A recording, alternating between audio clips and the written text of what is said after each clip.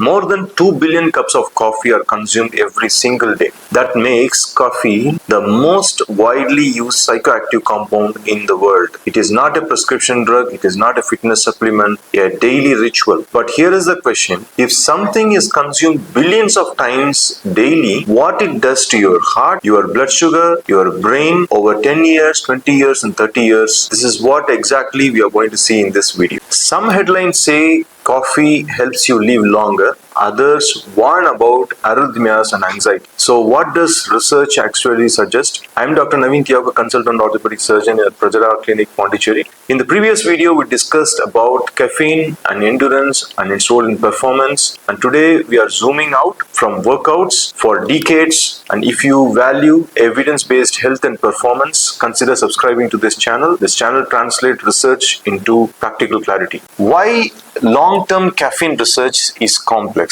Let me first clarify this before getting into individual aspects of caffeine's role in individual systems of the body. Most long-term caffeine research comes from observational cohort studies. The key word is observational cohort studies. These observations cohort studies show patterns. They don't prove a cause and an effect. This causes this effect. This produces this effect. They don't prove that. The residual confounding lifestyle clustering, healthy user bias remain significant variables here. Also remember, coffee is not just caffeine, because coffee contains polyphenols, chlorogenic acids, diterpenes and antioxidants. So when we see associations, we must ask, is it caffeine or the caffeine coffee matrix? This distinction matters scientifically to prove the cause and effect. That's why this caffeine research is complex. Let's come to the part 2 about caffeine and its role in metabolic health, that is blood sugars. Short-term physiology says that caffeine can temporarily reduce insulin sensitivity and increase the blood glucose level in some individuals, but this is an acute effect. However, the long prospective cohort studies show habitual caffeine intake is associated with lower risk of type 2 diabetes. Meta-analysis demonstrate inverse dose response associations in cohort data, though long-term randomized mechanistic trials remain limited. The proposed mechanisms include increased energy expenditure, hepatic metabolism modulations, polyphenol anti-inflammatory activity and gut microbiome interactions.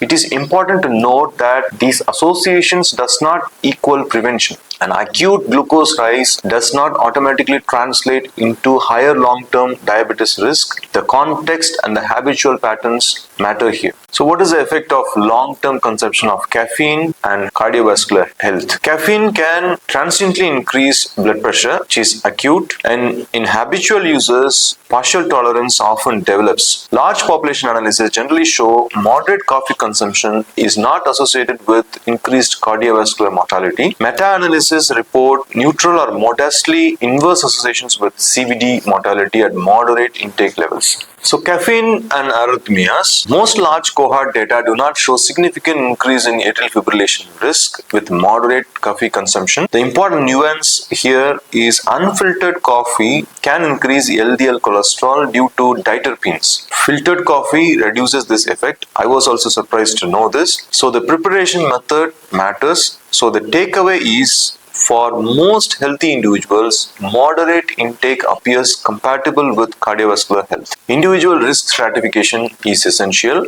Now, what is the role of long-term caffeine consumption with regards to brain health and neuroprotection? Several observational studies suggest coffee consumption is associated with the lower incidence of Parkinson's disease and possibly slower cognitive decline. Adenosine A2 receptor antagonism and anti-inflammatory pathways are hypothesized mechanisms here. However, there are no large randomized trials proving caffeine prevents dementia. Signals exist, causation is not established. Who are the people who have to be a little bit cautious about caffeine consumption? Number 1, pregnancy, because caffeine metabolism slows in pregnancy. People with significant anxiety disorders, people with uncontrolled hypertension, specific arrhythmias, and severe sleep disturbance. Sleep disruption may exacerbate anxiety, and this is not an alarmism here, it is context-based clinical reasoning. Now let's put everything together here like a practical synthesis. Number one, moderation. Most cohort studies showing neutral or inverse associations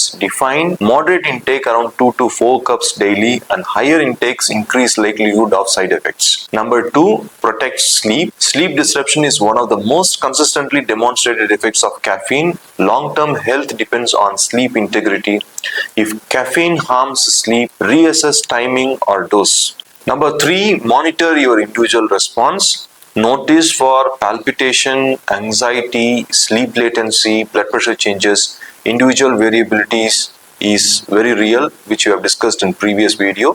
Number four, avoid extremes. Caffeine is not a longevity drug.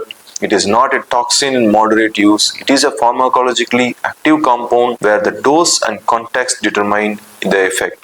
And number five, as a doctor, I feel I should be distinguishing on three aspects. Number one, in acute hemodynamic responses, the epidemiological associations, and individualized clinical decisions making. Final evidence hierarchy. Strong evidence, caffeine improves endurance performance, it disrupts sleep architecture and causes acute BP rise. Moderate evidence, observational inverse association with type 2 diabetes, observational neutral or modest inverse association with cardiovascular disease mortality. The evolving or inconclusive areas are definitely neuroprotection, genetic modulation magnitude, long-term mechanistic clarity. Caffeine is context-dependent pharmacology. When used thoughtfully, it appears compatible with the long-term health for many individuals. Individualization remains the very key here. If you have any health-related topic in your mind, drop in the comments. I'll be happy to do a research and make subsequent video on that. Disclaimer, the video is intended for educational purpose only and does not constitute medical advice. No doctor-patient relationship is established. The research discussed reflects population-level findings and may not apply to individual medical circumstances. Medical decisions should always be made in consultation with a qualified healthcare professional. Response to caffeine vary based on genetics, medications, hormonal status, sleep patterns, and underlying health conditions. Individuals with cardiovascular disease, pregnancy, anxiety disorders, sleep disorders, or other medical concerns should seek individualized guidance.